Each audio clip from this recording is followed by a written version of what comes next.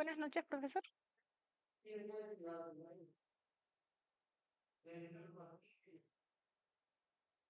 Profesor, ¿se encuentra presente?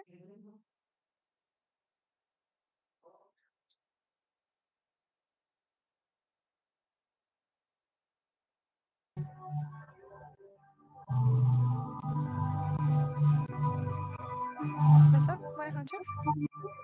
Sí, ¿qué tal? Bueno, Buenas noches. ¿Le parece si ya empezamos la sesión? ¿perdón? ¿Le parece si empezamos la clase? Sí, sí, no hay problema. Empecemos de una Bien, vez. sí, está bien. ¿Qué tal? Muy bien. Buenas noches a todos los presentes. Esta es la tercera clase de Filosofía de la Biología a cargo del profesor Luis Arbaiza. Espero estén disfrutando del curso.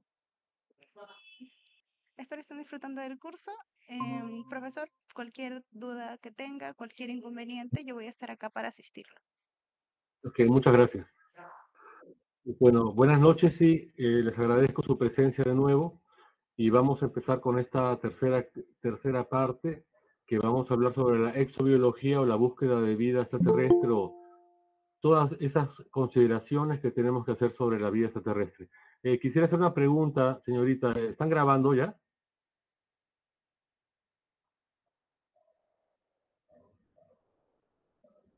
Ah, ya empezó. Qué bueno. Muy bien, vamos a empezar. Esta disertación va a tener dos partes. Una va a hablar sobre la exobiología y vamos luego a considerarla filosóficamente, porque no es una exposición sobre la exobiología, sino su juicio filosófico.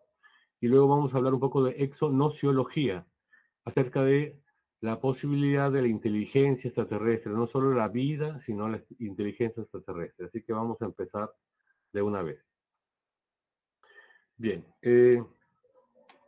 las consideraciones sobre la vida extraterrestre son muy dificultosas porque estamos hablando de un objeto de estudio que no existe o que no es palpable, que solamente es elucubrable, ni siquiera de forma indirecta, sino que ni de forma directa ni de forma indirecta somos capaces de hacer un examen porque no tenemos un objeto de estudio real sobre el cual trabajar. Acá quisiera remitirme a San Pablo en las Santas Escrituras, que habla sobre el conocimiento de aquello que no podemos conocer. Bueno, permítanme la guachafería de decirlo en latín, que me parece un idioma muy bello. Él dice San Pablo en la carta a los Corintios, videmus num per speculum in enigmate, non cognosco parte, tut autem cognoscan sicut et cognitus sum. ¿Qué significa? Significa ahora nosotros vemos oscuramente por medio de espejos o reflejos, pero entonces veremos cara a cara. Ahora conozco en parte, pero entonces conoceré plenamente, así como yo soy conocido. Esto lo podemos extrapolar al posible contacto futuro de la humanidad, que quizás se dé de acá a miles de años, con otras formas de vida u otras formas de inteligencia, no humanas, no terrestres. Entonces ahora, en este momento, no existe ningún tipo de esos contactos, así que estamos solamente viendo per speculum, en un espejo y de forma borrosa.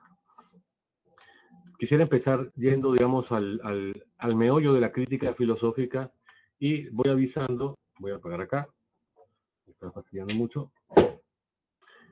Esta es la famosa imagen que es enviada en el Voyager, me parece que por los años 70, y que lleva un mensaje a unos posibles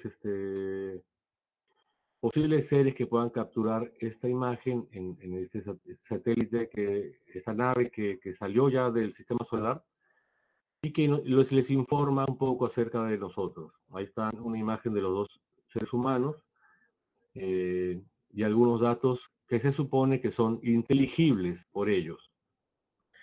Pero como veremos más adelante en la segunda parte de esta ponencia, este texto o esta imagen o esta iconografía resultaría totalmente ininteligible para una inteligencia diferente a la nuestra. Para nosotros es perfectamente inteligible, pero vamos a ver las graves dificultades que tendría su comprensión desde una mente totalmente distinta o una forma de vida adaptada a un mundo totalmente diferente al nuestro. Con este spoiler empezamos. Las fuentes para la disertación presente incluyen, aunque no solo, estas que estamos mostrando acá.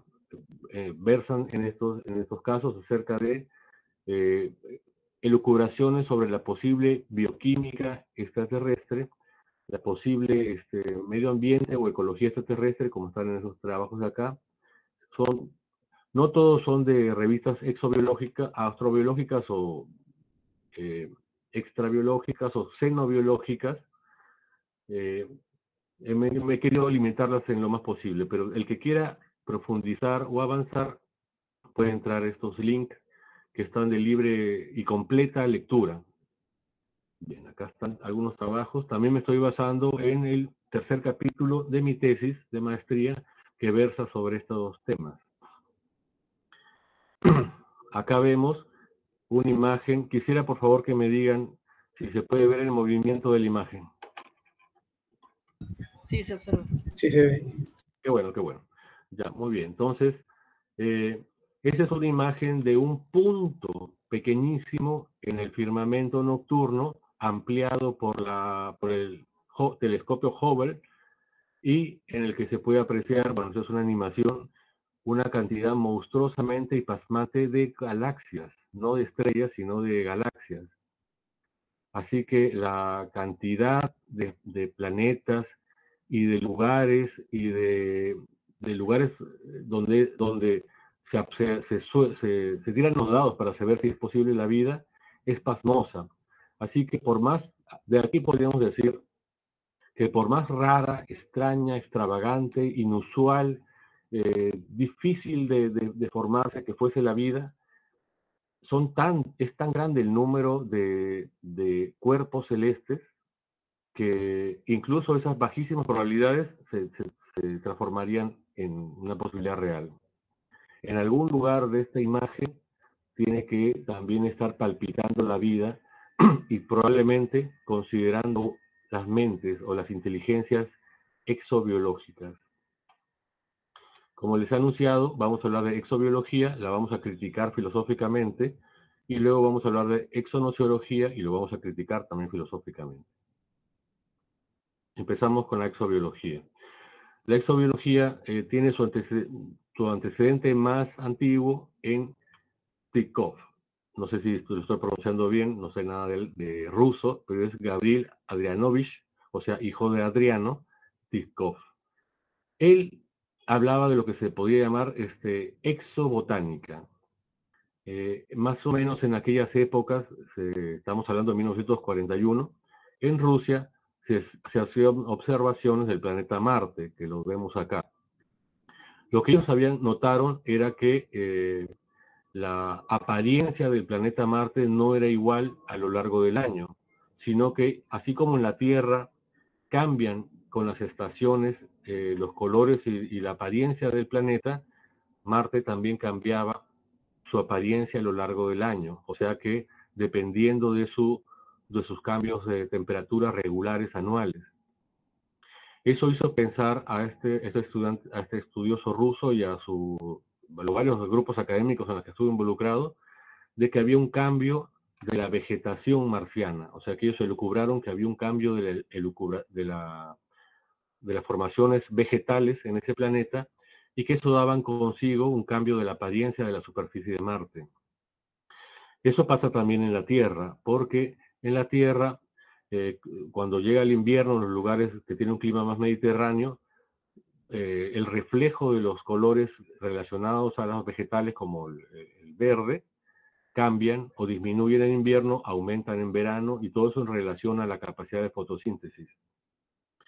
Una de las primeras refutaciones que se le hizo a este estudioso fue que la cantidad de luz o digamos el patrón de emisión de luz en estas plantas, supuestas plantas marcianas, no correspondía al patrón verde de las plantas fotosintéticas.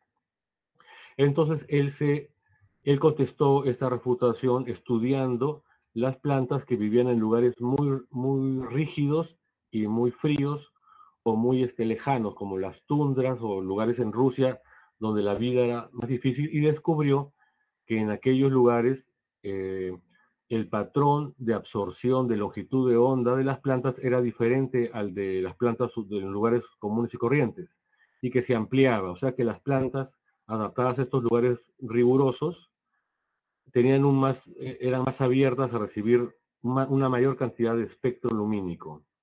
Y con eso contestaba que posiblemente, dadas las diferencias de ese planeta al nuestro, entonces su patrón de absorción o de reflejo de la luz era diferente también. Entonces, fue la primera, digamos, elucubración exobiológica que hubo y la primera vez que se trató también de extrapolar propiedades de la vida terrestre a una vida no terrestre hipotética.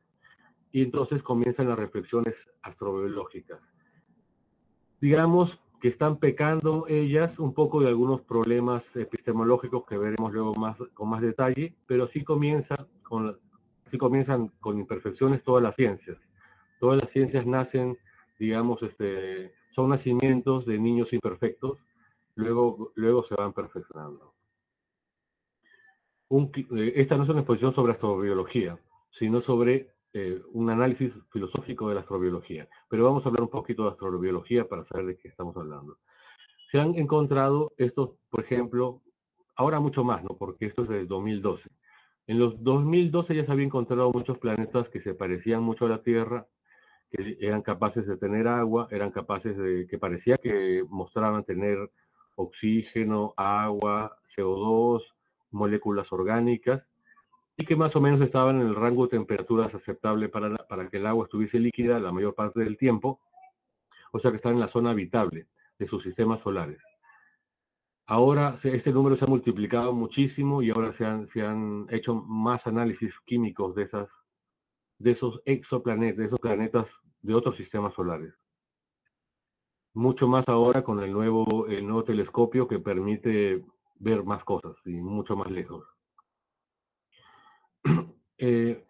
Me acuerdo que ya en los años 80 nosotros veíamos la serie Cosmos en que se hablaba de que las primeras pruebas que se hizo el Vikingo, si no me recuerdo, si no, no me acuerdo mal, que llega a Marte y hace una primera prueba exobiológica o astrobiológica. Y es que tratar de descubrir si existe metano en el suelo, como una evidencia no directa, pero sí indirecta de la vida microbiana. El metano es producto en la Tierra, es producto de la descomposición anaeróbica. Hay dos tipos de descomposición bacteriana, la aeróbica y la anaeróbica. La aeróbica no produce metano, pero la anaeróbica, o sea, aquella que ocurre sin oxígeno, sí produce metano, que es un gas inflamable y que, bueno, en los pantanos y los lugares donde no hay oxígeno, la materia orgánica se transforma en metano. ¿Cómo se sabe que en Marte no hay oxígeno, no hay una atmósfera? Entonces, ellos pensaron, bueno, si hay vida, va a tener que ser anaeróbica, y si es anaeróbica, tiene que producir metano. Entonces, se hicieron algunas pruebas y, bueno, no se pudo encontrar el metano. Pero digamos que ya era una reflexión en que se tomaba en cuenta cómo era un planeta diferente, cómo tendría que ser la vida si lo hubiera, y, y cómo rastrearla, no directamente, o sea, no coleccionando bacterias o seres vivos, sino a través de lo que ellos emitían, en este caso esta molécula de metano. Ahora, bueno, desde el viaje del Vikingo, las cosas se han sofisticado muchísimo. Ahora hay casi chips, digamos, de laboratorio, pruebas de laboratorio estandarizadas que se pueden incluir en una máquina que viaje a otros astros, que incluyen pruebas genéticas que pueden identificar genes, que pueden identificar lo que se llama el transcriptoma, o sea que aquellas moléculas que son fruto de la transcripción, o sea, cuando el ADN se convierte en un ARN funcional. También hay pruebas proteómicas, o sea, que la proteómica estudia las proteínas que son productos justamente de esta secuenciación de ADN.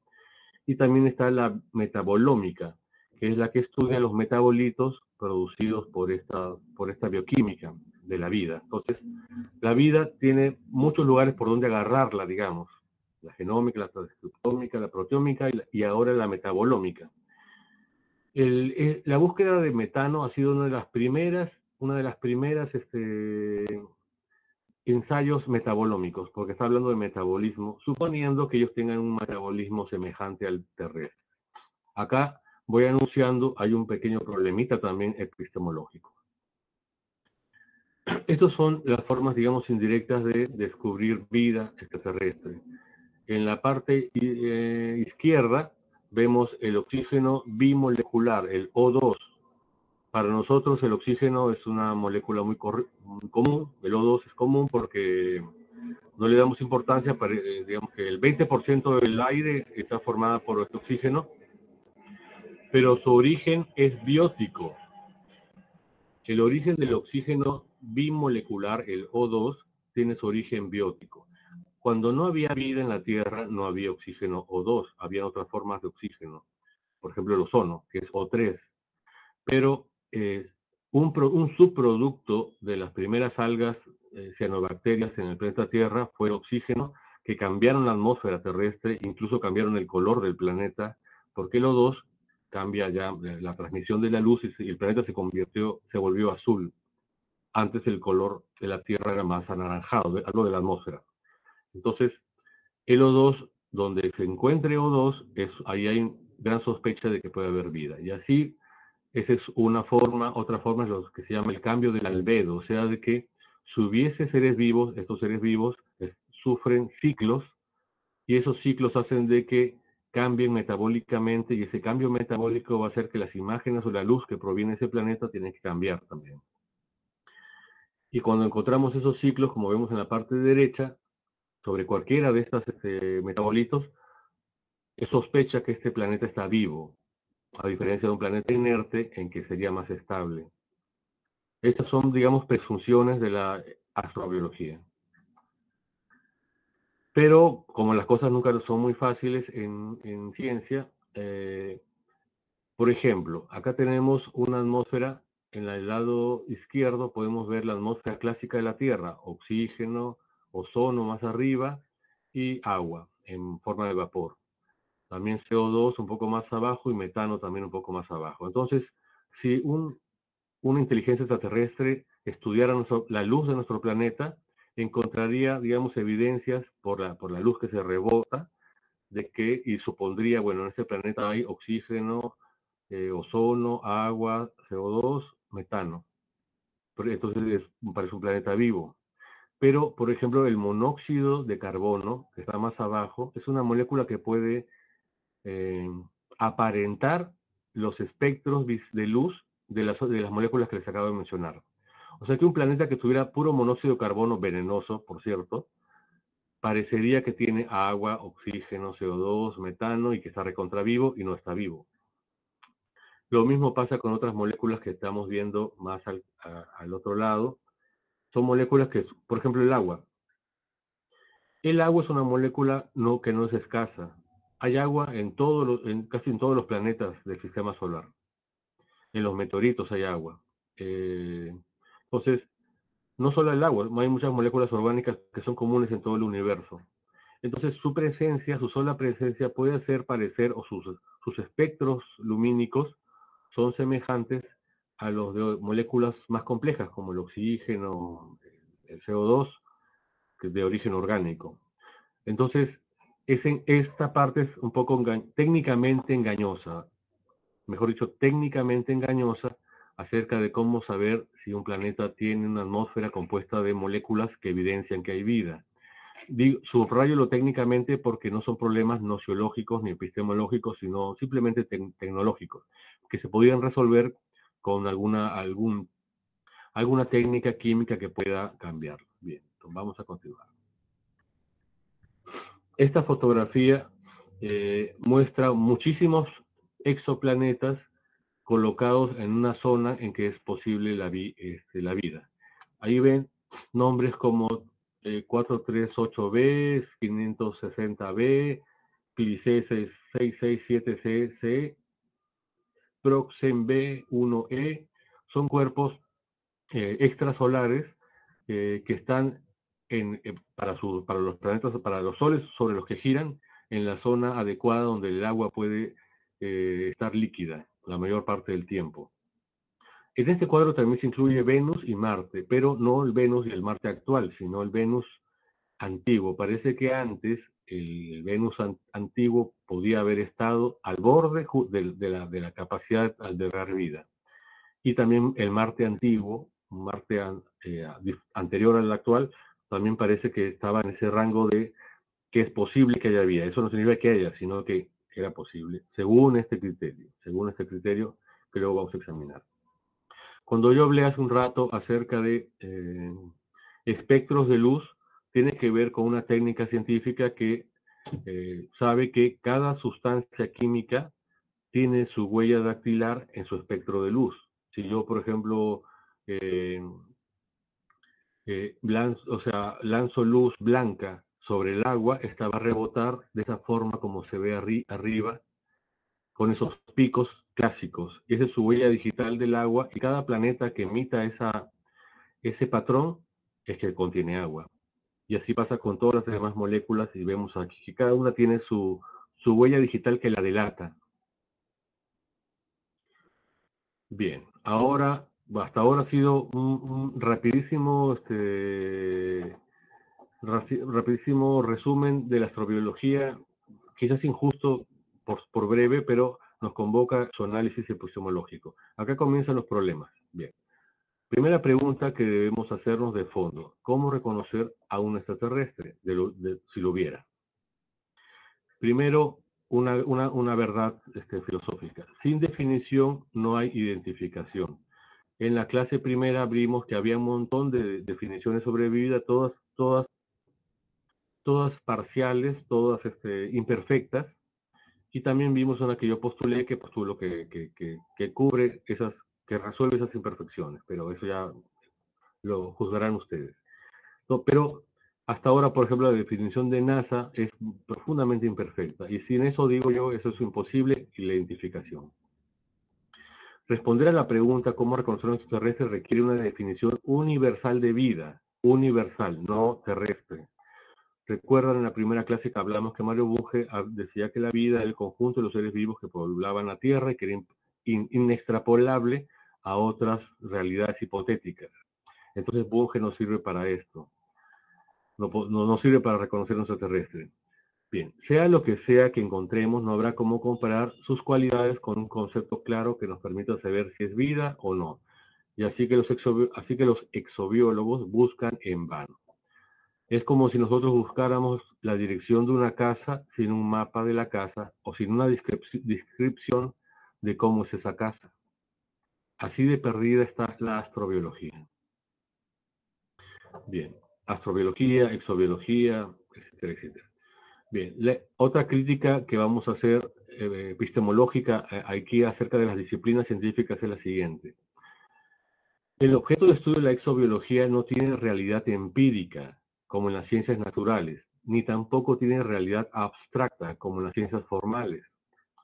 Sin un objeto de estudio empírico real o siquiera teórico congruente, la exobiología deviene una pseudociencia, porque es como cuando estaban estudiando la cantidad de ángeles que caben en la cabeza de un alfiler, sin haber ángeles, solo alfileres.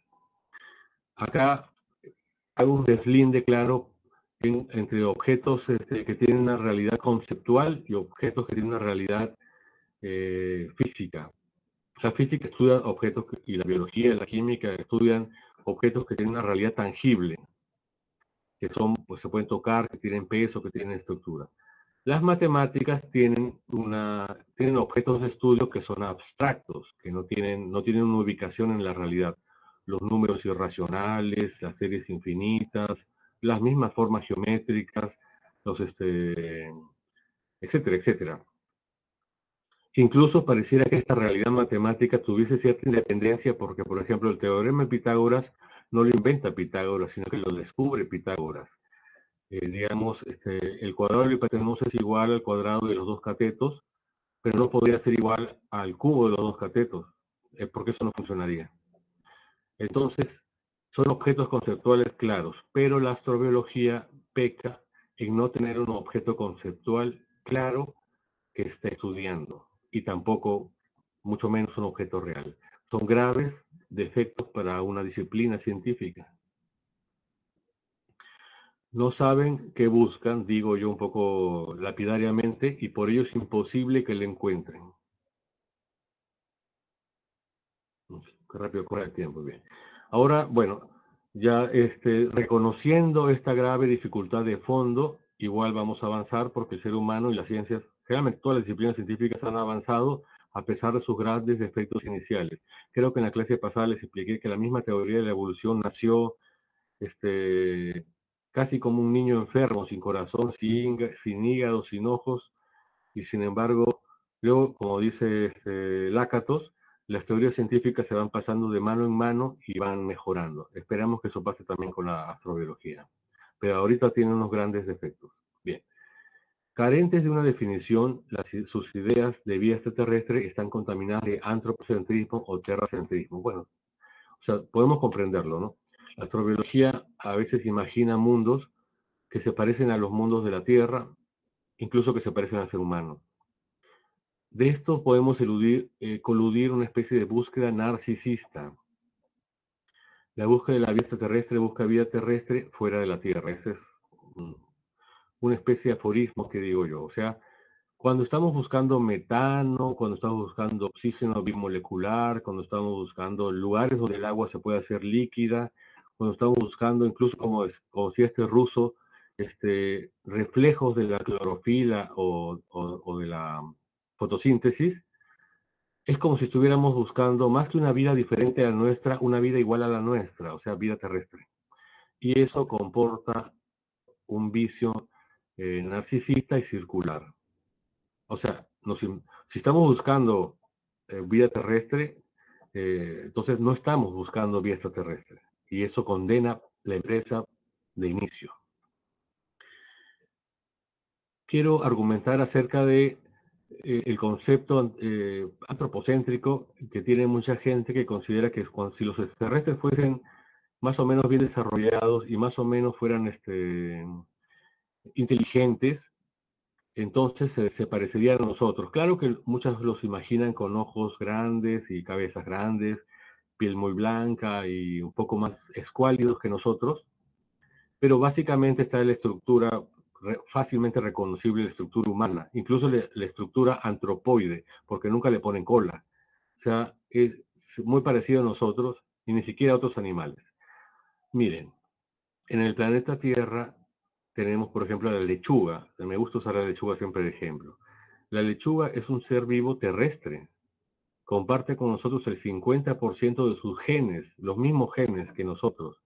Tiene un mismo código genético, que es una cosa que ocurre, digamos, al azar, que no sería una gran coincidencia que hubiese el mismo código genético.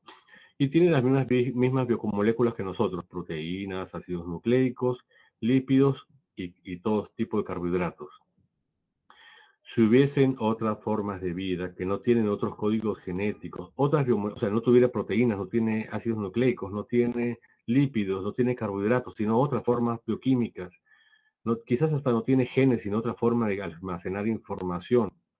Y por supuesto que no tiene ningún parentejo con nosotros, ¿cómo podemos pensar que va a tener formas humanas?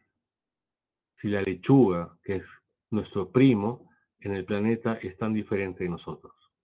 Dejo esta reflexión para esa mirada antropocéntrica. Bien. A mí me parece que es una especie de proyección, como lo que hablan los psicoanalistas, la proyección y catarsis. O sea que, considerando que los objetos de estudio de la astrobiología no son concretos, ni físicamente ni de forma abstracta, entonces nuestras fantasías o nuestro inconsciente se cuela. Muchas veces vemos que esa imagen que antes se proyectaba sobre Dios, o sea, un ser superior, benévolo, poderoso, que nos viene a juzgar, incluso muchos dicen, ¿cómo le explicamos a los extraterrestres cuando vengan?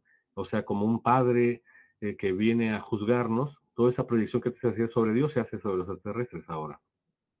Y hay muchos documentales que ustedes verán, reconocerán no solamente los ecosistemas terrestres, sino incluso las cualidades de nuestra sociedad moderna.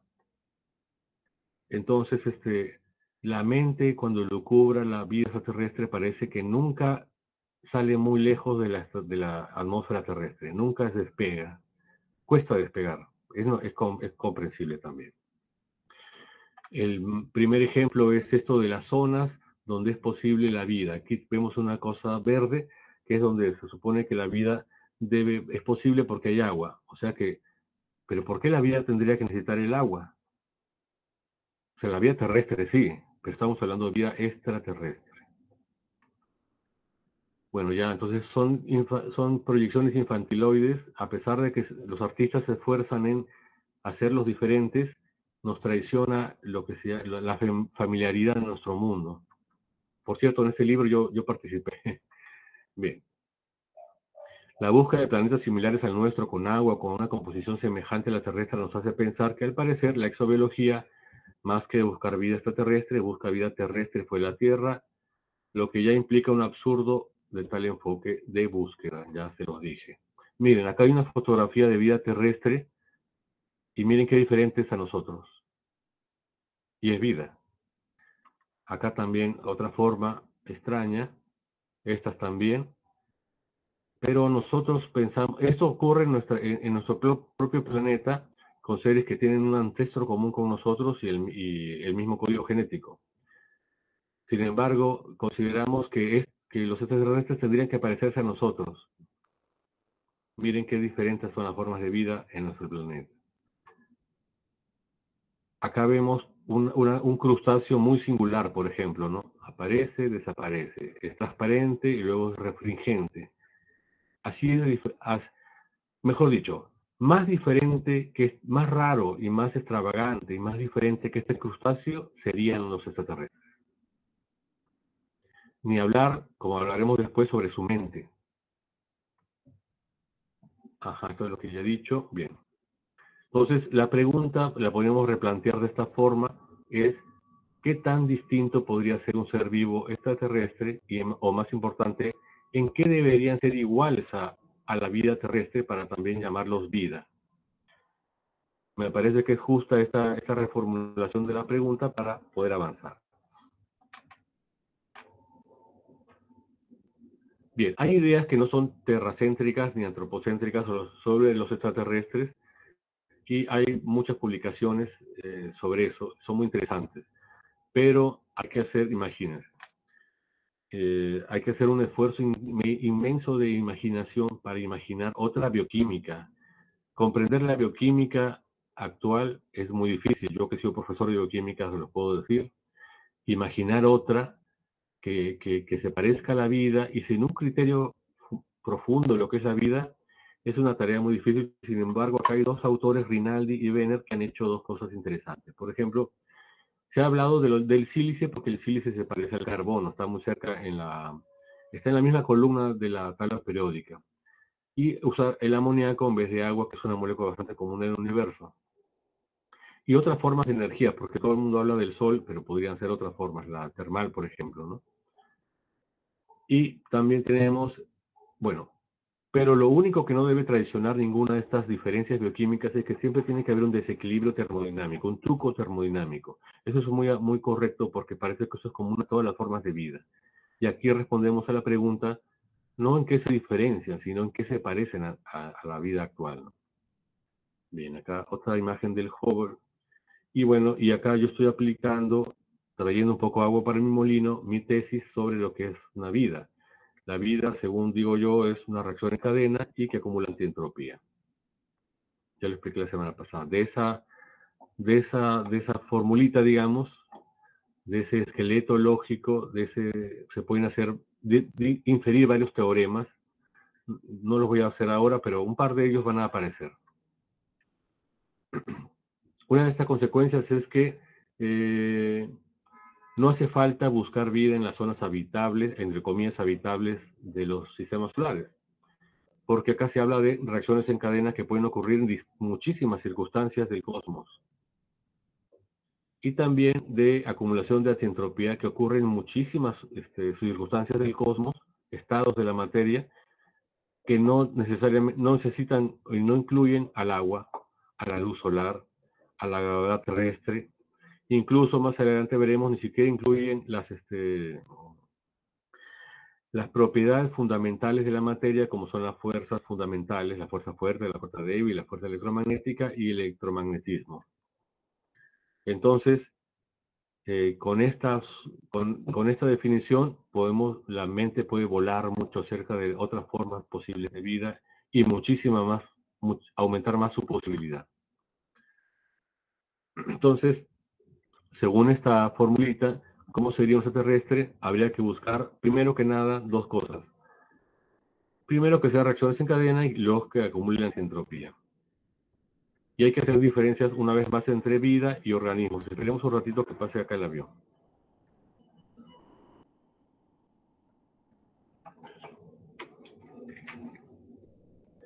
Bien, una de las consecuencias de esta proposición que hice yo, las demás ya las conocen, las de Bunge, Maturana, etcétera, etcétera, es que no hace falta estudiar individuos. Mucha gente fantasea con que un astronauta, digamos, viaja a otro planeta y encuentra una criaturita, digamos, debajo de una roca.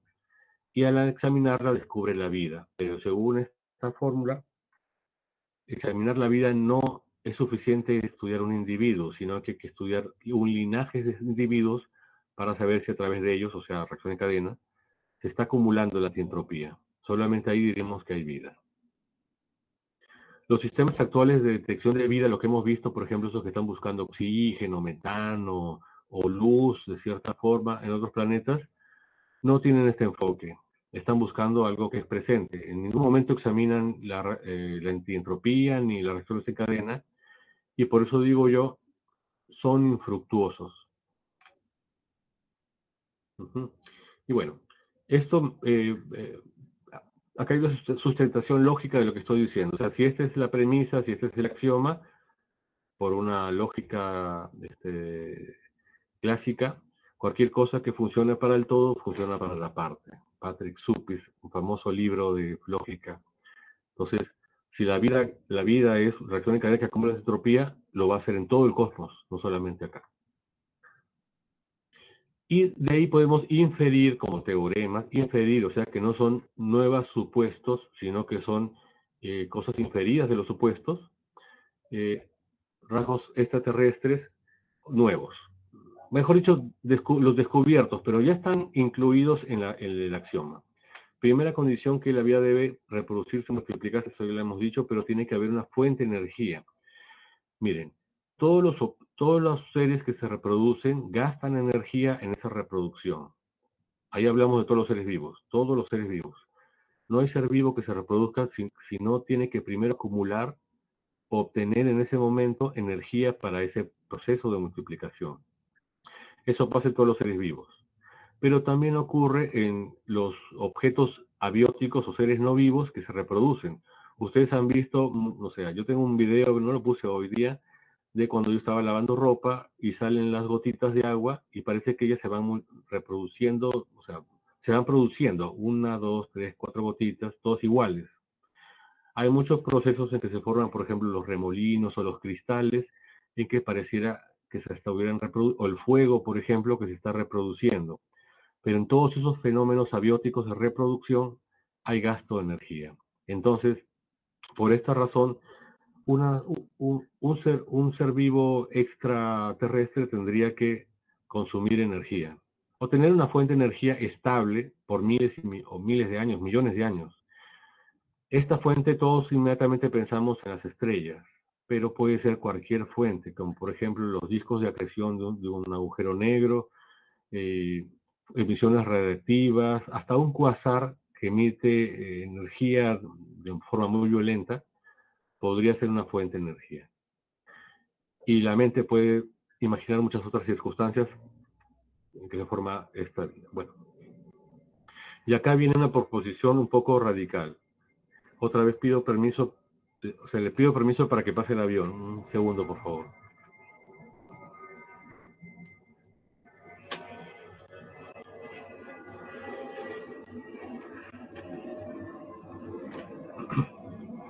Bueno, Quizás estas pausas obligatorias por el avión nos sirvan para distendernos un poco estos temas un poco áridos. Como yo les digo, la ponencia de hoy día, que parece que fuese la más espectacular por el tema, en realidad va a ser la más árida porque es bastante seria, digamos. Miren, pero acá sí hay una cosa asombrosa que sí creo que sí es espectacular, digamos. Según esta fórmula sobre lo que es la vida, incluso si hubiesen otros universos, si fuese cierta la tesis de los multiversos, no la que sale en los, en esas películas de superhéroes, sino un multiverso de los que habla la física, o sea, de que nuestro universo es uno de tantos y con otras propiedades que tiene otras propiedades fundamentales. O sea, podría haber otros universos, son elucubraciones, claro, en que la fuerza fuerte no es fuerte y la fuerza débil no es débil, es más fuerte que la fuerza débil. Y también el electromagnetismo tendría otras propiedades y también la gravedad tendría otras propiedades. Hay entonces miles de juegos posibles, miles de variedades. Y en esos universos, mientras en esos sea posible la energía y sea posible también que haya formas de materia diversas y que algunas de esas formas de materia diversas se multipliquen, es posible la vida.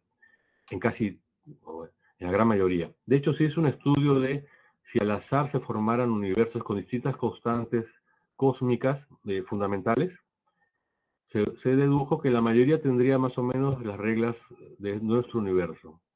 O sea que nuestro universo realmente no es una rareza apropiada para la vida, sino que como un universo común.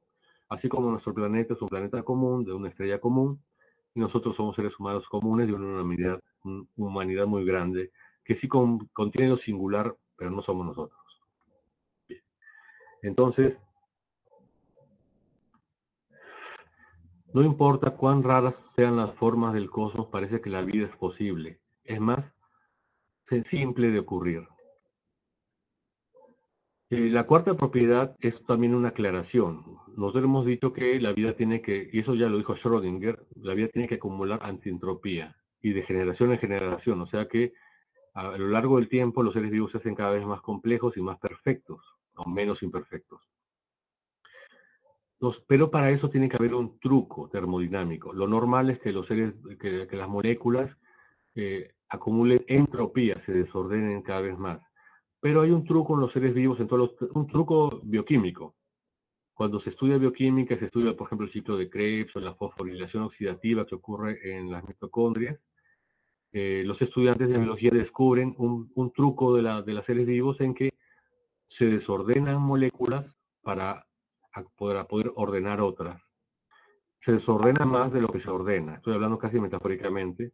Entonces, en el balance general gana la entropía, pero localmente disminuye.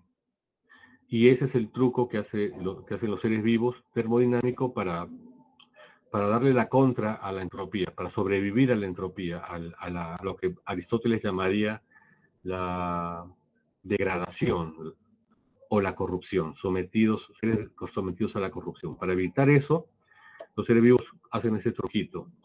El truco en el planeta Tierra tiene que ver con el ciclo de Krebs y la fosforilación oxidativa, que es lo más clásico. Y tiene sus muchas variedades también, ¿no? Hay muchas variedades para hacer ese truco. Pero si hubieran seres extraterrestres, quizás tendrían otras formas, otras bioquímicas para poder realizar ese truco, pero al final tendrían que vencer a la entropía. Todos tienen que vencer a la entropía. Pero no tiene que ser como lo hacemos nosotros. De hecho, la producción de oxígeno, la producción de CO2, la producción de metano, tienen que ver con esta fosforilación oxidativa o con este ciclo de Krebs típicamente terrestres, pero se puede lograr por muchas otras vías.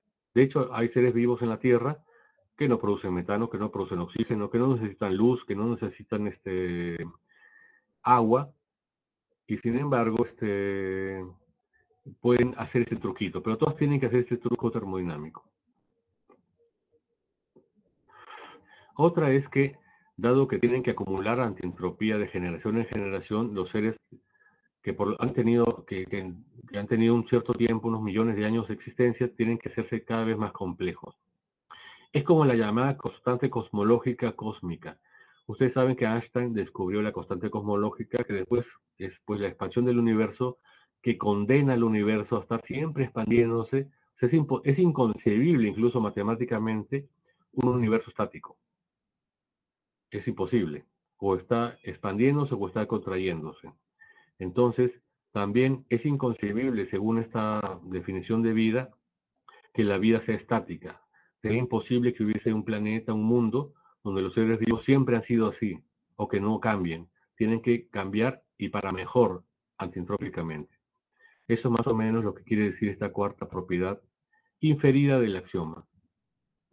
Y acá viene una parte que casi puede sonar de ciencia ficción y tiene que ver con eh, lo que sería transexobiología, o sea, imaginar la vida en otro universo. Ustedes saben que nuestro universo es material, pero según la teoría estándar de los orígenes del universo, que involucra no solamente el Big Bang, sino también la teoría inflacionaria, cuando comenzó nuestro universo se formaron en realidad no dos universos, sino dos grandes masas de materia, una de materia y otra de antimateria, que juntas se devoraron mutuamente, porque la materia cuando se junta con la antimateria se cancelan, pero entonces lo que debería haber pasado es que se volviera cero, o sea que inmediatamente el universo de nacer se convirtiese en nada.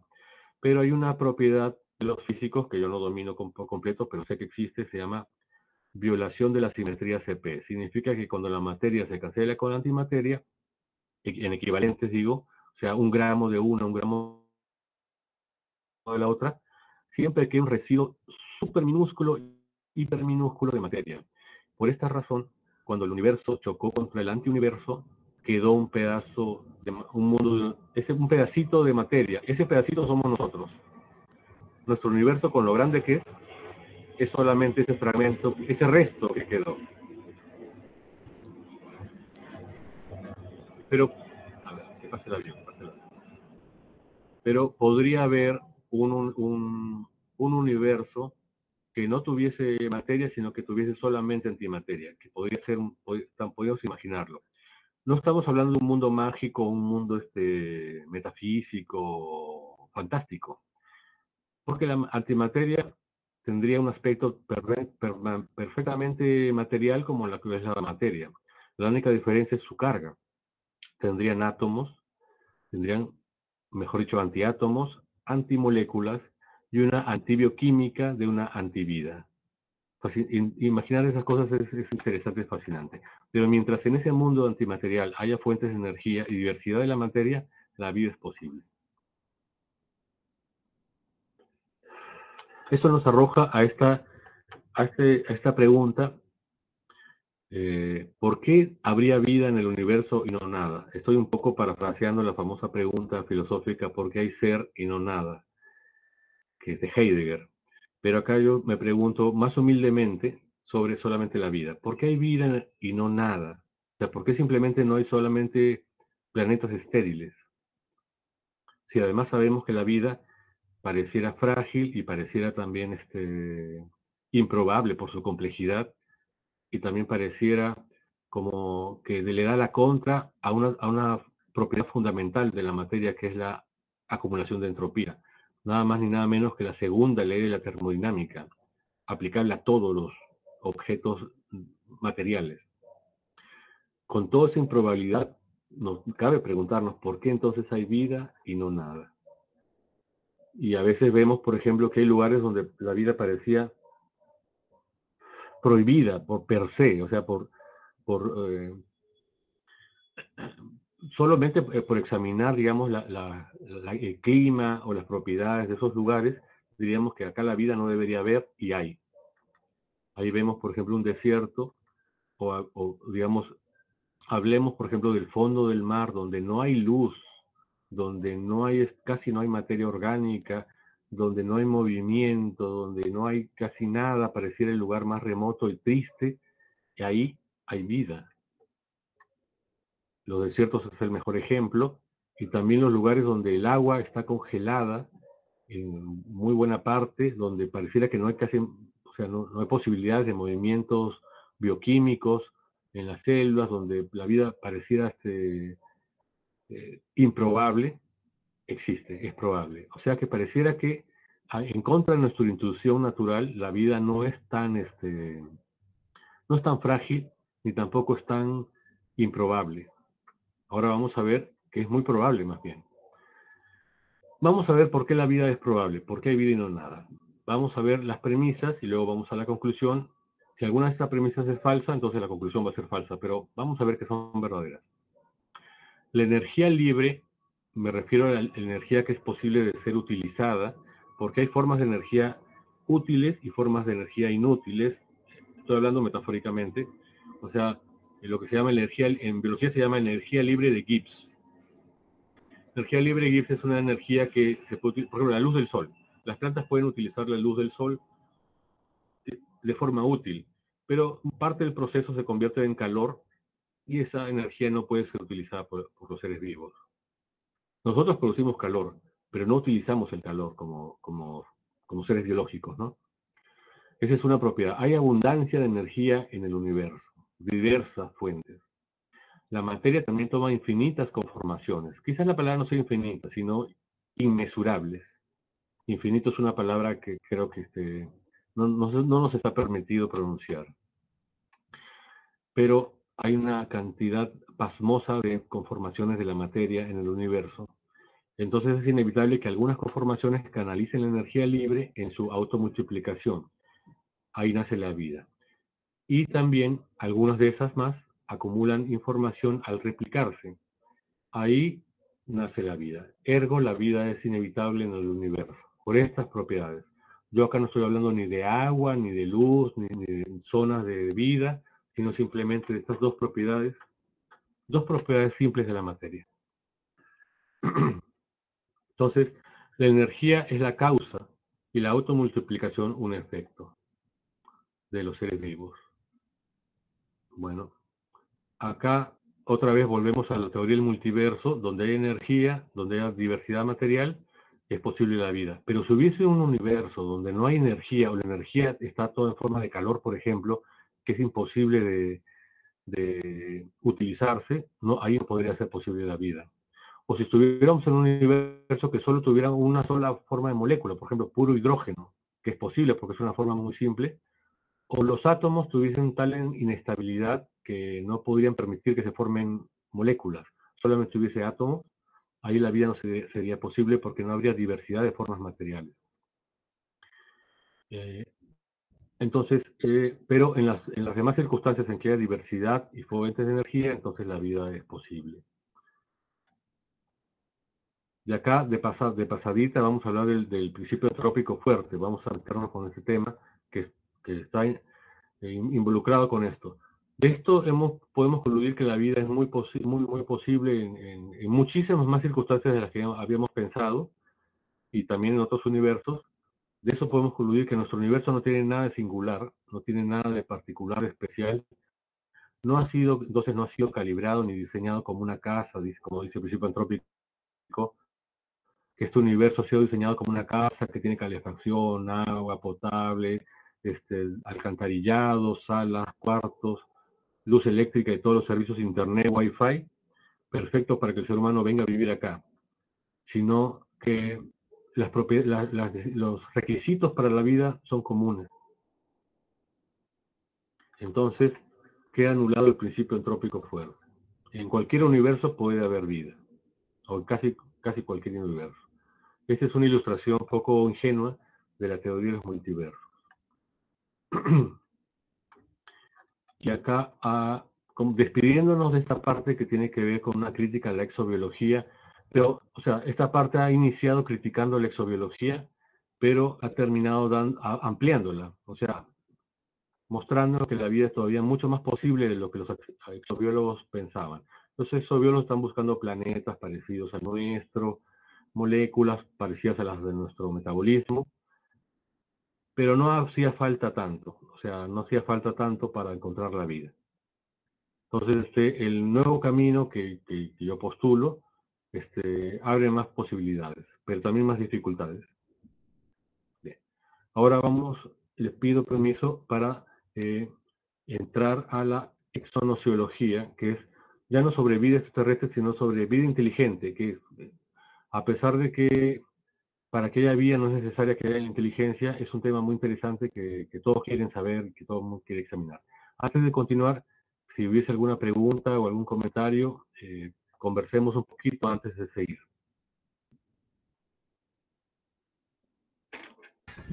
Sí, yo, Sí, lo escucho con mucho buenas gusto. noches. Muy bueno. Eh, el limitarnos a buscar la vida de la manera en la que la conocemos, pues digamos en la Tierra, la vida terrestre, yo creo que es lo que hace que la astrobiología sea científica, porque nos basamos en evidencia, en lo que conocemos, en lo que podemos medir, cuantificar. Si nos alejáramos de estas cosas que conocemos, entonces sí ya sería una pseudociencia, porque ya no tendríamos nada material con que justificar nuestra búsqueda, ¿no? Claro, creo que lo que usted está diciendo es que es como ir a lo seguro, o sea que digamos que si nosotros buscamos vida extraterrestre semejante a la nuestra, y bueno, encontramos, por ejemplo, que produce CO2 o que tiene metabolismo y que hace mucho más o menos lo que hacemos los seres terrestres, entonces ahí tenemos mucha seguridad de que estamos encontrando vida. Y yo le doy la razón en eso, sí, completamente sí. Pero creo que hay lo que se llama en este razonamiento una falsa dicotomía. Es algo así como, si yo no busco vida terrestre, entonces yo busco cualquier cosa.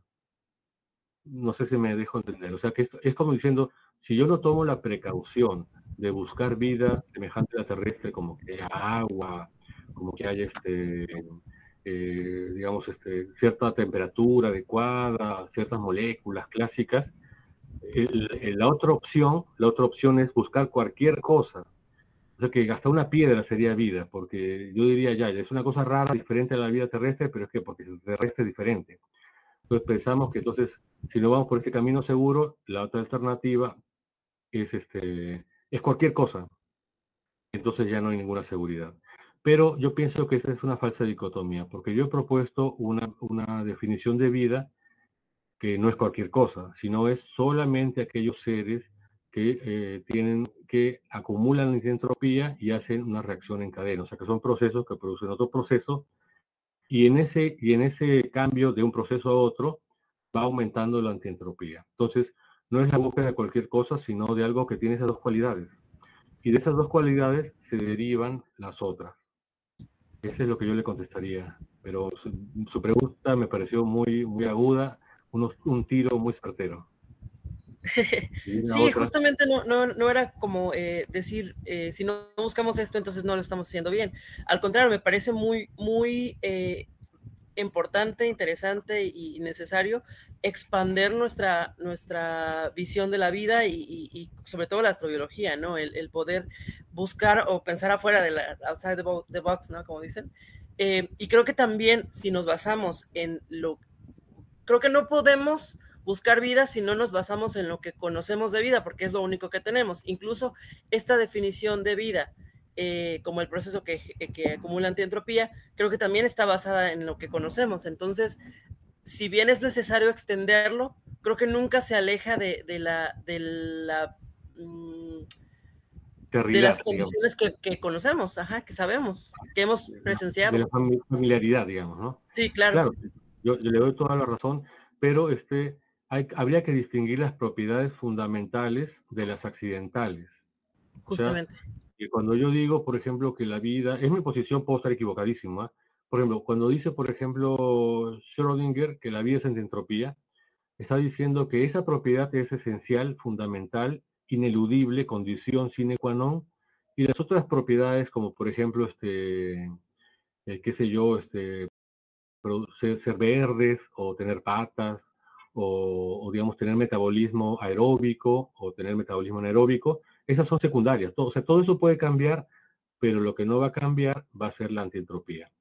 O lo que diría, por ejemplo, la NASA, que dice que son sistemas químicos que hacen una selección darwiniana, una evolución darwiniana, de lo que dice la NASA. Entonces dice, todo puede cambiar, puede ser que no haya metabolismo, que no produzcan metano, que no produzcan oxígeno, que no tengan ADN, que no tengan lípidos, que no tengan proteínas, que tengan otras cosas, pero lo que tiene que haber es que sea un sistema químico que haga evolución darwiniana. Entonces, digamos, claro, entonces yo creo que con ese camino ni vamos a ciegas, ni vamos, digamos, a buscar solamente, o sea, no solo salimos a buscarnos a nosotros mismos, pero digamos, vamos a buscar aquello que era esencial en nosotros mismos como seres vivos.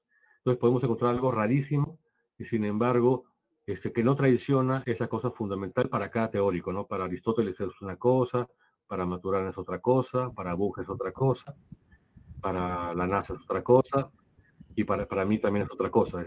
Entonces yo pienso que ya es eso. Pero yo sí, sí quisiera detenerme en este problema del metabolismo. Como yo he enseñado mucho bioquímica, yo, por ejemplo, le enseñaba a mis alumnos que habían 10 formas de metabolismo bacteriano. A ver, un segundito que pase el avión.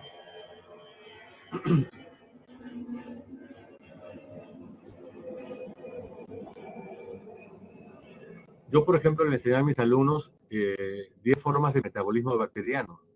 Solamente una producía oxígeno, que es la clásica, ¿no? De que se queman carbohidratos, se produce CO2, pero pues parece se consume oxígeno y se necesita energía química o energía luminosa, digamos. Ya. Pero había otras formas de metabolismo muy diferentes.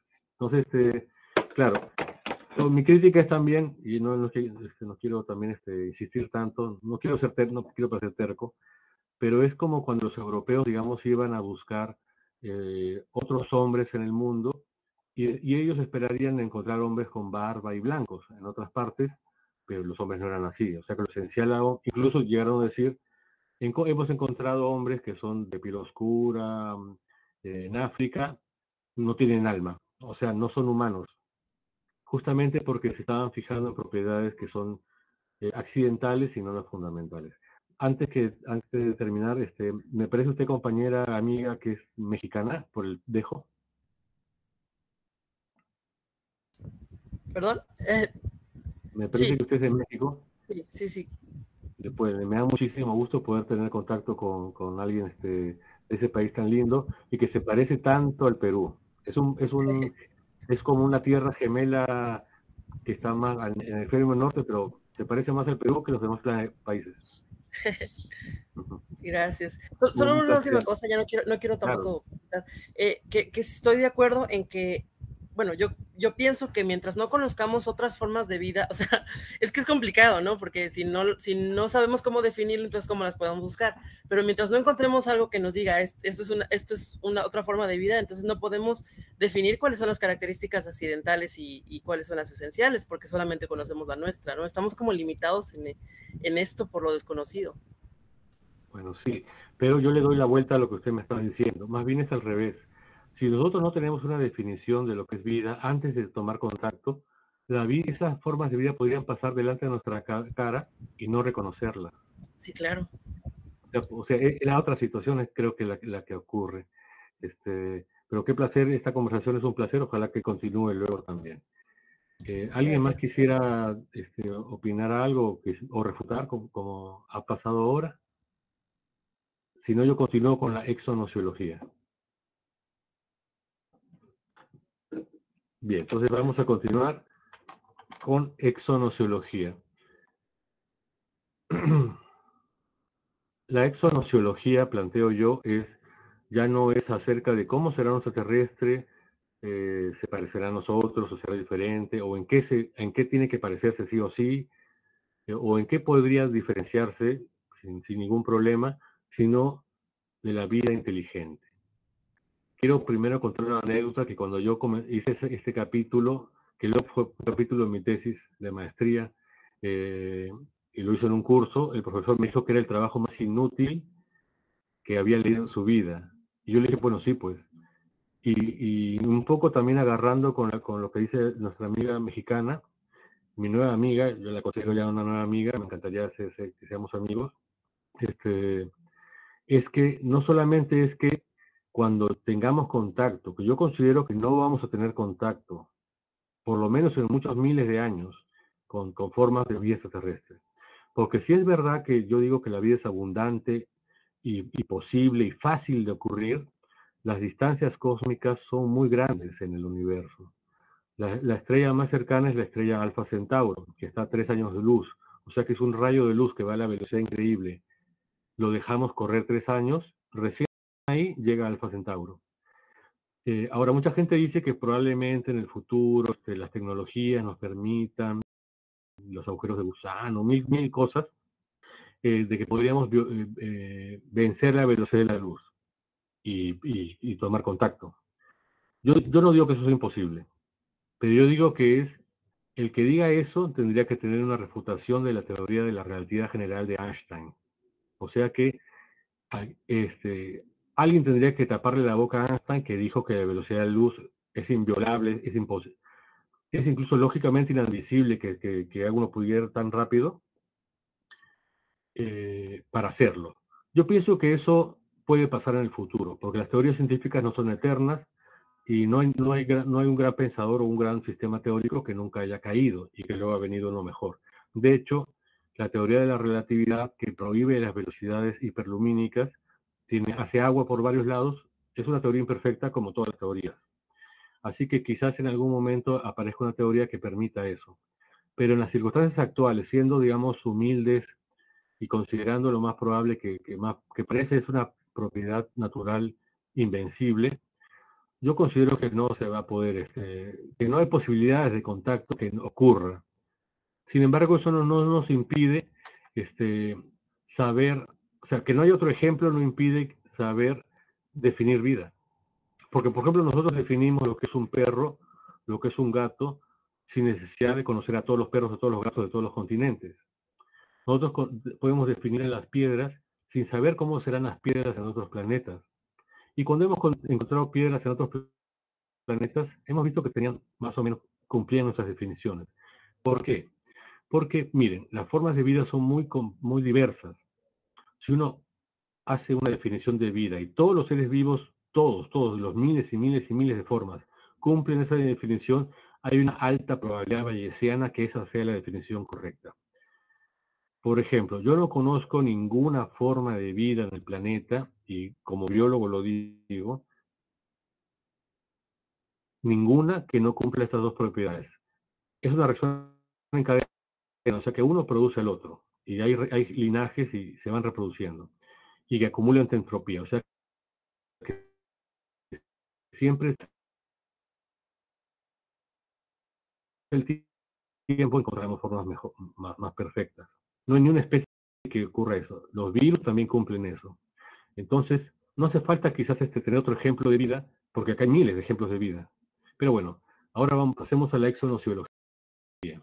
Este terreno es ultra elucubrativo, pero sí nos va a permitir hacer alcanzar algunas conclusiones, quizás provisorias, interesantes. Y quizás también nos pueda limpiar de lo que se llamaría lo que yo llamo una exonociología ingenua, porque muchos piensan, en las obras de arte se ve eso, por ejemplo, que soñamos que tenemos contacto con seres inteligentes y que estos nos hablan, nos explican y podemos conversar con ellos, o hay una forma de contacto.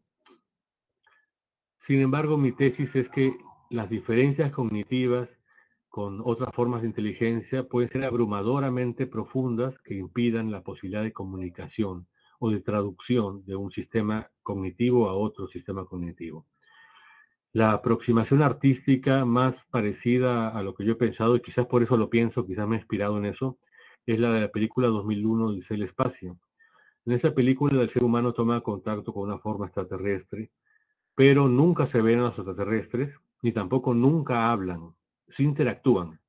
O sea, uno puede interactuar hasta con una lechuga, como siempre, me encanta la lechuga mencionarla, pero eso no implica comunicarse. Entonces, en esa película siempre aparecen estos monolitos que interactúan con el ser humano, pero nunca hay un intercambio.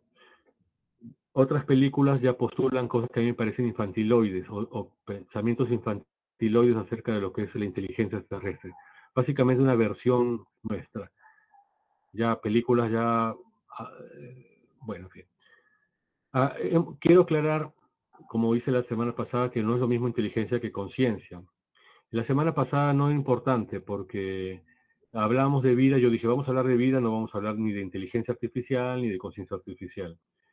Ahora sí vamos a hablar de vida, ya hemos hablado de vida extraterrestre, vamos a hablar de inteligencia extraterrestre y de conciencia extraterrestre, que no son lo mismo. Bien, voy a aclarar. Para empezar, podría haber vida extraterrestre no inteligente y no consciente. Por ejemplo, imaginemos una especie de babitas encima de unas piedras.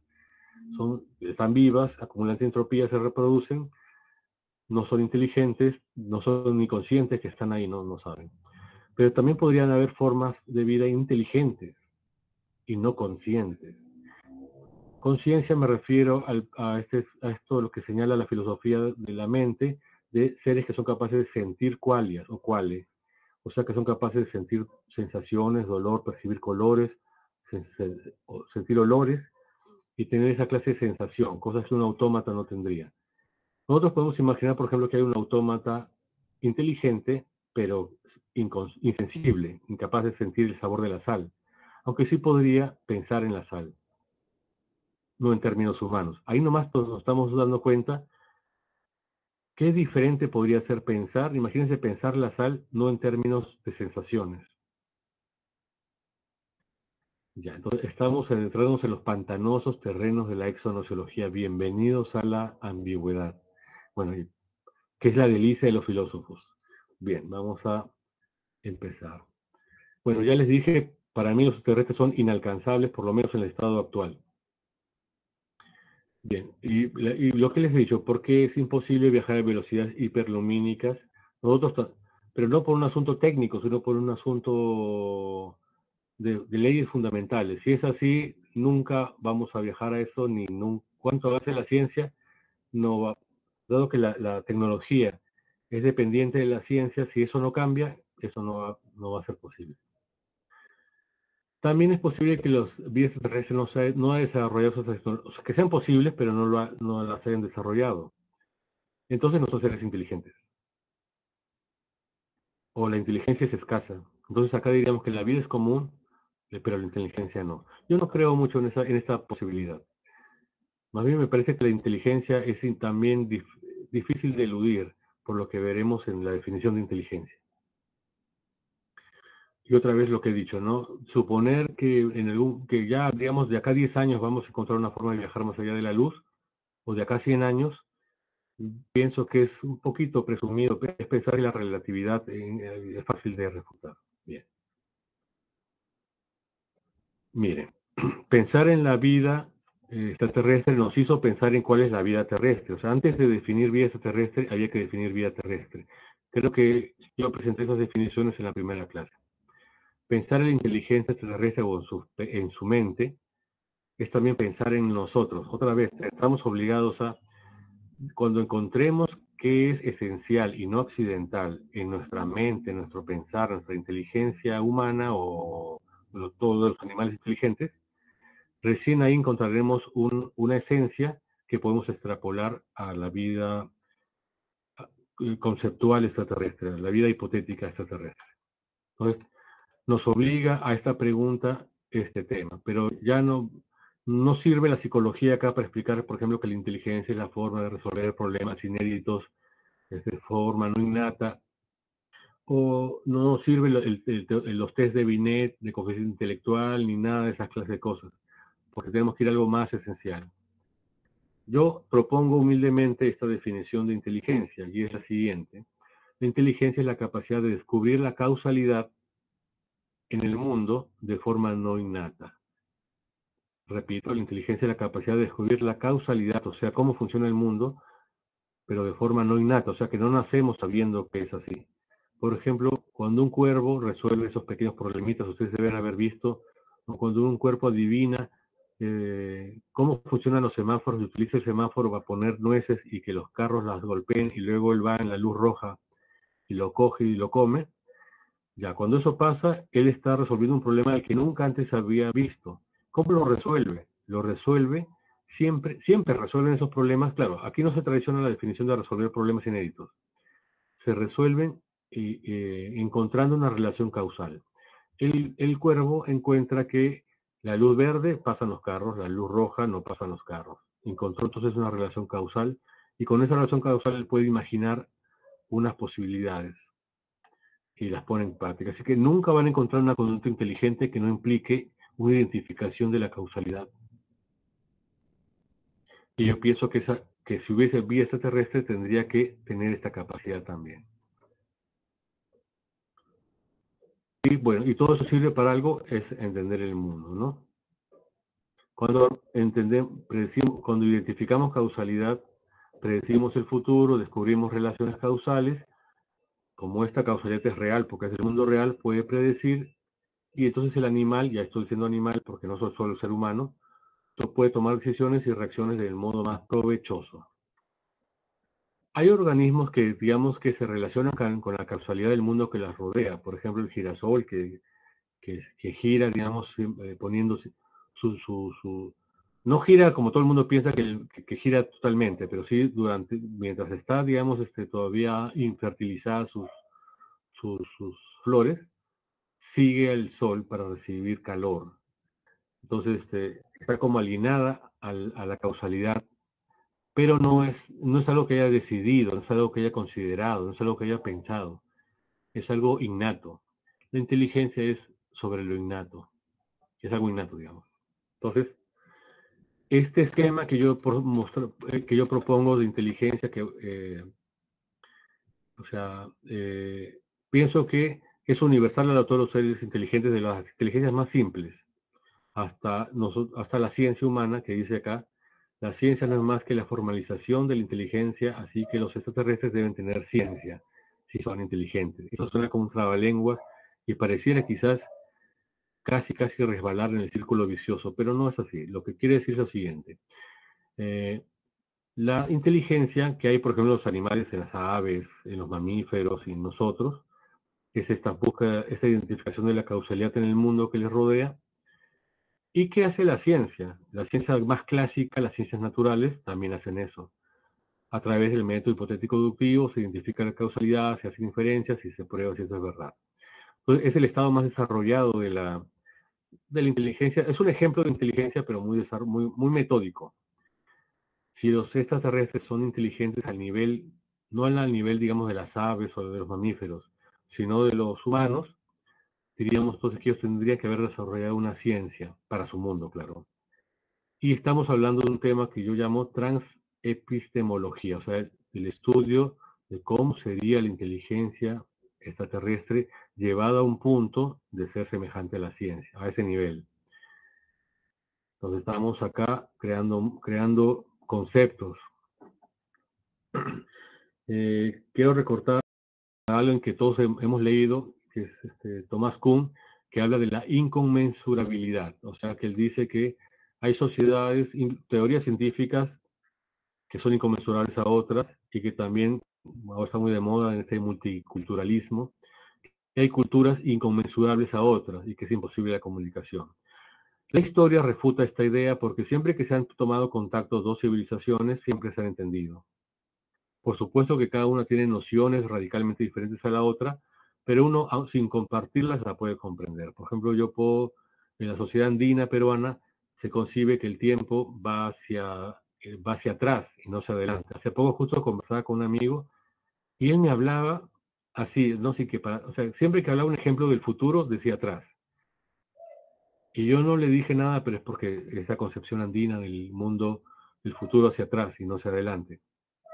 Pero yo sin compartir esa noción la puedo comprender y la puedo traducir a la mía. Entonces digo, cuando él dice atrás, se está refiriendo a adelante, en el tiempo. Igual pasa con las culturas humanas. Pero es por la siguiente razón. O sea, esa posibilidad de traducir la mente humana de una sociocultura a otra mente humana es porque hay muchas cosas comunes. Primero piensan igual porque su cerebro es el mismo. Tienen los mismos cerebros, fundamentalmente. Comparten un mismo sistema nervioso que evolucionó del mismo modo para conocer el mismo mundo, el mundo de los humanos. Y ni siquiera el mundo de las plantas o el mundo de los insectos, el mundo humano. O sea que somos primos. Sus formas de conocer la naturaleza no son inconmensurables y quizás solo sean semánticamente y no formalmente. Y acá lanzo un aforismo un poco provocativo Los humanos pueden entenderse no por conocer en común el mundo, sino por desconocerlo del mismo modo. Dejémoslo esto acá, lo veremos al final después. Pensemos un cerebro no humano. Esa es una obra de un artista y ahí estamos viendo una criatura que no tiene ni brazos, ni piernas, ni ojos almendrados, ni piel blanca, ni cabezones. Pero perfectamente podría un ser extraterrestre e inteligente. Pero quizás su inteligencia no está basada en las neuronas, no está basada en los cerebros ni en los sistemas nerviosos, sino en otra cosa. Si nosotros mismos tenemos cosas como las computadoras que se parecen a la inteligencia, no son inteligentes, pero se parecen a la inteligencia y no están formadas por neuronas ni copian los sistemas neuronales, eh, ¿qué podríamos esperar de una mente crecida, adaptada a otro mundo totalmente diferente? Entonces, quizás los extraterrestres no tengan cerebros ni sistemas nerviosos, han evolucionado adaptándose a otro mundo. Entonces, y si pensamos en seres de otros universos, las diferencias se acentúan todavía mucho más. Quiero decir acá que muchas cosas que nosotros damos como lógicas naturales necesarias lo son porque nuestro cerebro se ha adaptado a un mundo donde, digamos, hay gravedad, todas las cosas son familiares, el agua es líquida, etcétera, etcétera. Pero como nosotros no hemos evolucionado en un mundo con otras propiedades diferentes, no hemos aprendido sobre otros aspectos de la realidad. Bien. Acá yo postulo, por ejemplo, que la lógica toma propiedades del pensar humano, y ese pensar humano es relativo a la realidad. No estoy diciendo que la lógica sea parte de la realidad, sino que el pensar de la realidad está reflejado en la lógica. Pero tiene que ver con esa realidad humana. Hay regiones de la realidad, como el mundo cuántico, donde la lógica parece trastabilar. Voy a dar un ejemplo acá, creo que voy a adelantarme un poquito para verlo, donde estará, o está muy adelante, y falta bastante también, pero es este.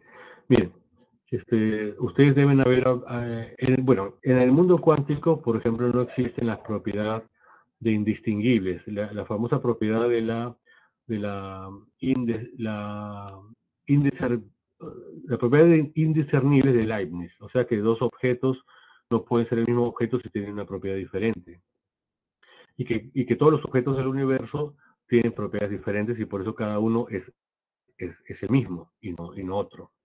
Esas propiedades de unidad, de indistinguibilidad de los indiscernibles, no funcionan en el mundo cuántico.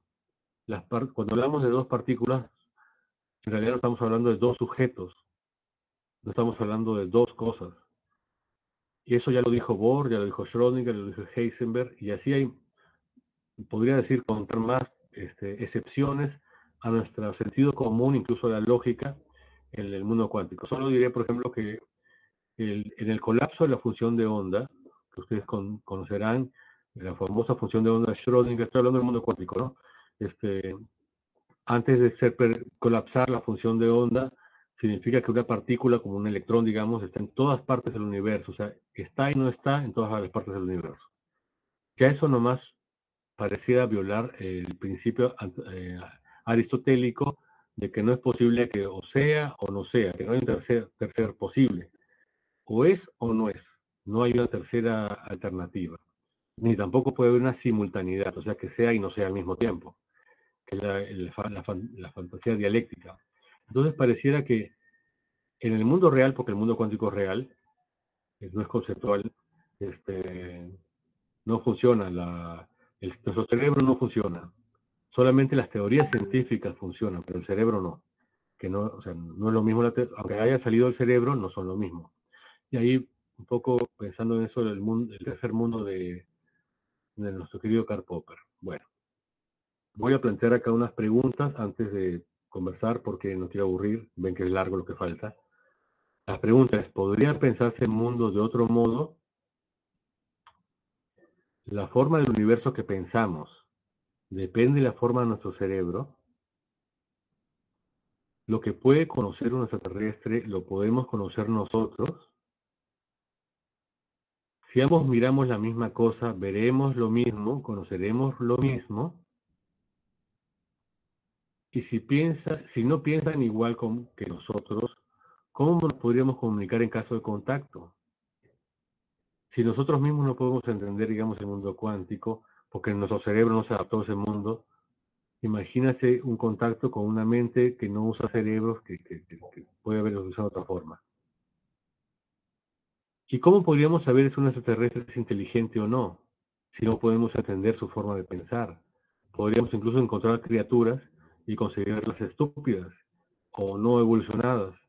Y es simplemente porque nosotros no reconocemos su inteligencia.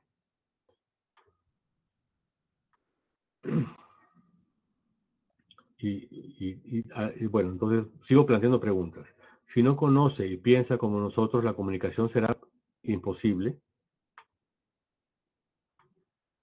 Y bueno, acá lo que todos deseamos, ¿no? Es posible hallar un método transnociológico para comunicarse con otros modos de conocer y pensar el mundo de las hipotéticas inteligencias terrestres, lo cual sería una transexonociología.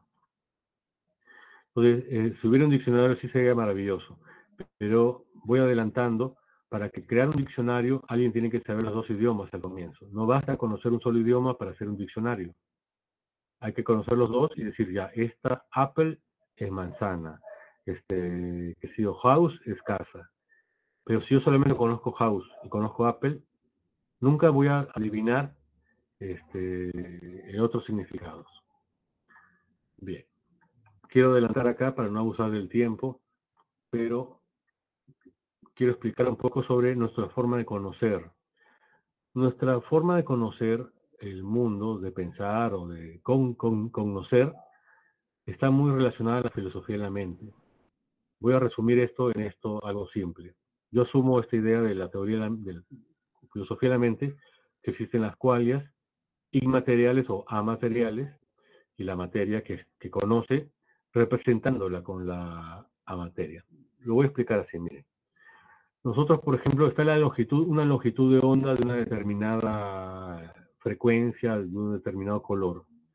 La longitud de onda del azul no es azul, no es una cosa azul.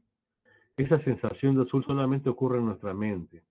La longitud de onda no tiene realmente ningún color y quizás podríamos decir que ni siquiera tiene forma. Esa forma es una creación matemática humana para una propiedad que existe en el mundo. Yo soy realista, o sea, yo sí creo que hay una realidad y la realidad material es casi invisible. Lo que es visible es la qualia, el quale, que es inmaterial y que es una sensación. Pregunta.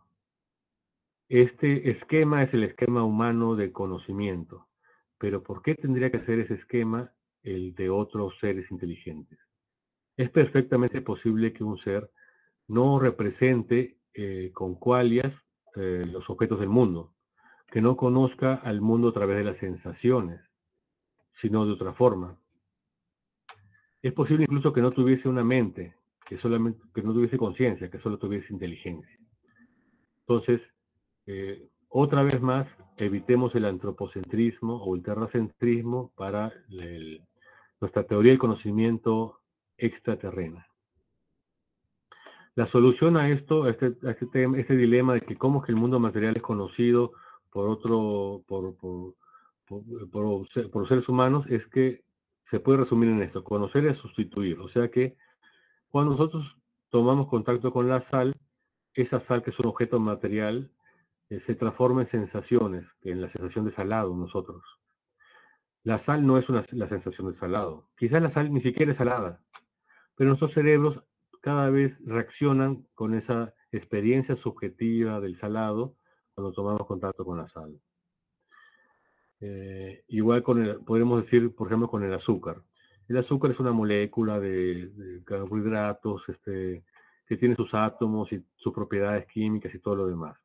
Pero su dulzura, que es una sensación, que es una qualia, que solamente está en la mente, no está en el azúcar, sino en nosotros, que sentimos esa sensación. Entonces, o sea, nuestro sistema cognitivo está amarrado a las sensaciones. Incluso podríamos decir que nuestras teorías científicas son sistemas de sensaciones. Ajá. Y pues no voy a, abusar más de esto. Por ejemplo, ni las sensaciones de salado, ni la teoría química de la sal es la sal, pero la está reemplazando. Por eso digo, conocer es sustituir. Es como un teatro de marionetas en que un muñeco está representando al rey, otro muñeco está representando a una princesa, y otro muñeco está representando al príncipe enamorado de la princesa. No son las cosas del mundo real, pero en nuestra mente crean un pequeño teatro en que esas cosas funcionan y por eso nosotros pensamos. Creo que esa es la mejor forma que puedo explicarlo. No es fácil explicar estas cosas.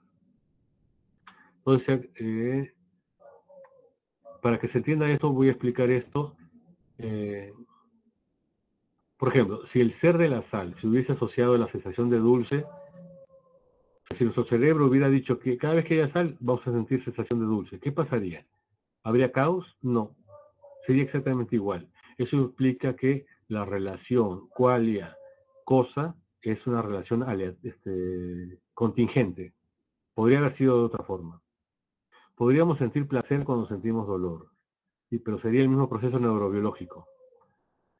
Bien, entonces, eso lo digo para que pensar que las conformaciones nociológicas de seres diferentes a nosotros serían todavía más ajenas al comprendernos a nosotros mismos. Bien, tenemos que acelerar un poquito. En ese caso, entonces acá podemos concluir que la forma del universo percibido depende de la forma de nuestro cerebro. Y si nuestro cerebro fuera otro, sería otra la forma del universo percibido. En los extraterrestres, estoy diciendo. La forma que vemos del universo con nuestros ojos o con nuestras ideas científicas no son el universo, son los efectos del universo invisible en nuestras ideas y sensaciones visibles. Esto tendría que ser radicalmente diferente en un ser que sea diferente a nosotros, como la lechuga es diferente a nosotros. Pero no solamente son diferentes de forma, o sea, ahí podríamos resumir todo. No solo serían diferentes de forma los extraterrestres, sino serían diferentes en su nociología. Y así como nosotros no nos parecemos a la lechuga, nuestro cerebro no se tendría que parecer a su mente. Ya en la Tierra hay otras formas, por ejemplo, de concebir el mundo, como los de los murciélagos. Hay un famoso trabajo que se llama ¿Cómo pensará un murciélago el mundo?, que habla justamente de esas cosas. Bien, entonces, quiero resumir acá y quizás acabar acá para no abusar. Este tema es un poco bien pesado. Hay dos posibilidades, digamos, dos familias de extraterrestres hipotéticos. Unos los llamo zombies y otros conscientes. Los conscientes son aquellos que tienen sensaciones como nosotros, o sea que cuando toman contacto con formas de materia, sus mentes les dan sensaciones que están sustituyendo esas cosas, así como hacemos nosotros. Pero no sería la misma relación que tenemos nosotros. O sea, no es que, digamos, cuando ellos, digamos que hubiese sal, van a sentir salado. Podrían sentir otras cosas, otra forma, otras cualidades. Entonces, digamos, habría una gran desconexión entre sus conceptos, sus sensaciones y las cosas, diferente a la nuestra. Y eso que son los conscientes. Hay otro grupo que yo considero que se trata de los que serían zombies, en el sentido de que no tendrían mente, no tendrían qualia, no habría mente, no habría qualia, solo habría inteligencia. Seres así podrían ser inteligentes, sí, y muy inteligentes, pero el contacto de seres así, extremadamente inteligentes, creativos, analíticos, que tendrían una ciencia sobre el mundo, pero cuando escuchen conceptos como sabor, sensación, olor, color, todo eso les parecería ininteligible y sería absolutamente imposible una comunicación con seres así. Pero que seres así son posibles y eso lo son. Pues entonces no adentro más en esto. Bueno, entonces yo concluyo con que habría una imposibilidad de comunicarse con extraterrestres conscientes y también con los inconscientes.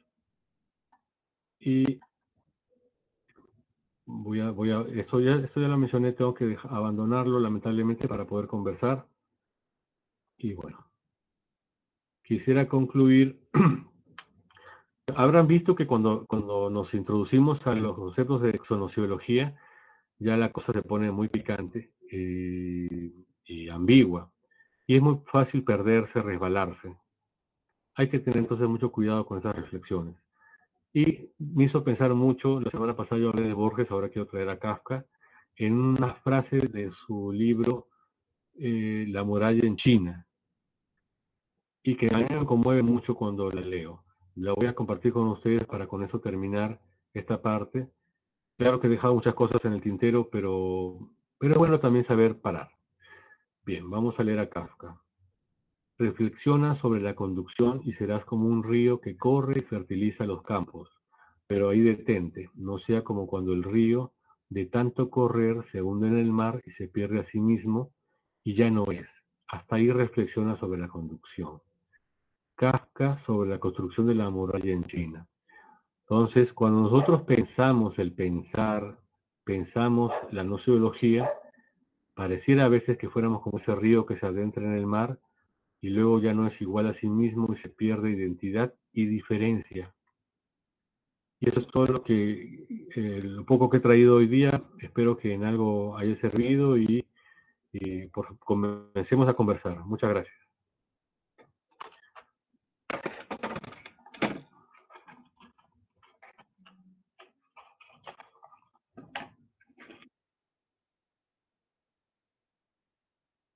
Ok, qué bueno.